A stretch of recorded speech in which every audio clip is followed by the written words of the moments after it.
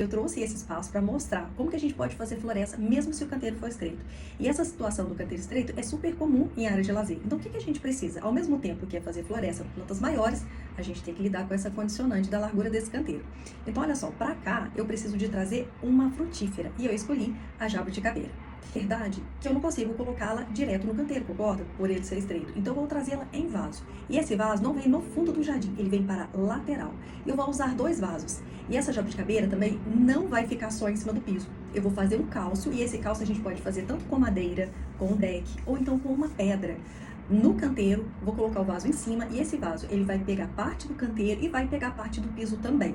Eu consigo aproveitar melhor esse jardim e ao mesmo tempo eu não perco espaço na área do piso, na minha área de circulação. Então, olha só, seriam 2 jabuticabeiras em vaso. Os vasos são maiores. Então, para não ficar pesado visualmente, eu trouxe um vaso que ele tem a base mais estreita. À medida que ele vai afunilando na base, ele vai dando essa sensação gostosa de leveza. E o diâmetro dele é bem aberto, exatamente porque eu quero que essa jabuticabeira ela tenha espaço para desenvolver. E para aproveitar essa borda do vaso que tem esse diâmetro aberto, eu trouxe o aspargo alfinete para plantar e dar esse volume e aproveitar essa camada que eu tenho, esse respiro onde a jabuticabeira não tem folha, eu aproveito com o aspargo. Agora o que eu preciso é preencher o espaço que tem entre os vasos. E para isso eu vou usar o capim-palmeira. Ele tem esse formato da folha que desenvolve para fora do canteiro. E eu quero exatamente isso, uma planta que disfarça para mim esse alinhamento que eu tenho do piso. Porque, gente, quando eu coloco uma planta que ela sai um pouco para fora do canteiro, dá a sensação que o canteiro é maior do que ele realmente é. E aí você me pergunta, Pablo, será que pode fazer isso? Claro que pode, desde que a planta seja proporcional para o espaço, não tem problema. E quando eu falo proporcional, gente, não é uma regra. De repente o seu cliente fala assim, eu quero que o piso fica mais liberado, bem liberado. Aí uma planta como o capim-palmeira, pode ser que ela seja desproporcional, entende? Então vai sempre na medida do teu cliente. Agora, se o cliente falar assim, olha, pode ocupar um pouco dessa área de piso, beleza, aí a gente pode trazer plantas que dão até mais volume que o capim-palmeira. Foi o que eu fiz na parte do fundo desse jardim. Mas vamos lá, então aqui o capim-palmeira ele vai dar esse volume e ele vai me ajudar a esconder essa linha que divide o jardim e o piso. Ali ela já sumiu. Aí eu tenho a sensação que o jardim é maior do que ele realmente é.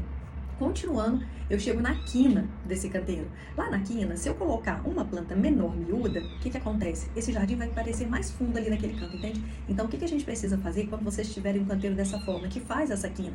Coloca uma planta que tem folhas maiores, que ela tem um volume que compensa essa sensação de fundo do jardim, entende? Então, aqui eu vou usar o filodendro ondulato.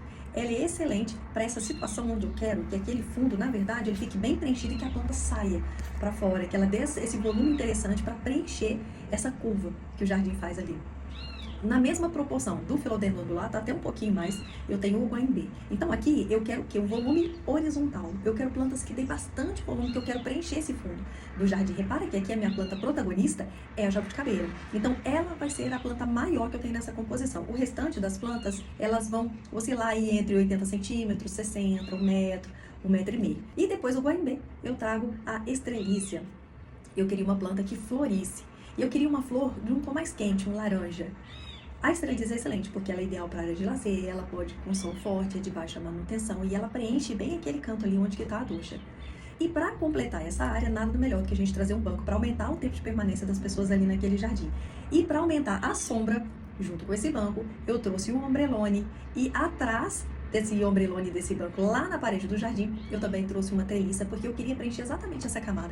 Essa vista que a gente tem daqui para lá, repara que o jardim está bem formado na camada média para baixo, depois eu tinha um vão ali, né, o muro, e depois o ombrelone. Então, para preencher esse vão que eu tinha, essa camada intermediária, eu trouxe a treliça. E não precisa de colocar necessariamente uma trepadeira nela, ou vasilhos, não precisa. A gente pode colocar uma treliça bonita, de madeira ou um outro material, e colocar como se fosse um quadro no jardim. Ela é de madeira, nesse caso eu escolhi uma de madeira para combinar aí com o acabamento do ombrelone e para combinar com o banco de madeira. E essas plantas que eu estou mostrando para vocês, elas são figuras botânicas. Elas fazem parte de uma curadoria, que é um bônus, gente, são mais de 1000 figuras botânicas. E a gente tem plantas, vasos, ombrelone, mobiliário, tem praticamente tudo que você precisa para fazer um jardim como esse que eu estou mostrando para você. E eu uso a própria foto do cliente para fazer essa cena do jardim. Gente, quer coisa mais fácil do que fazer a cena do jardim dessa forma que eu estou mostrando para vocês? Você não precisa de ter um computador tão potente para carregar aquele programa que você vai usar. As figuras botânicas são leves, não é como um programa de SketchUp que você tem todo aquele peso. À medida que você vai colocando as figuras botânicas, elas vão pesando e teu computador vai travando. Você também não precisa de ter uma formação específica para fazer esse tipo de desenho, fazer então aquela cena do jardim, você ainda consegue renderizar. É mais uma possibilidade de você fazer uma entrega diferenciada pro teu cliente. E sabe o que é legal? Que um pouquinho antes a gente não tinha isso. A gente precisava de trabalhar dentro de um programa mais complexo e ter ali um plugin, um V-Ray, para conseguir renderizar a imagem do SketchUp.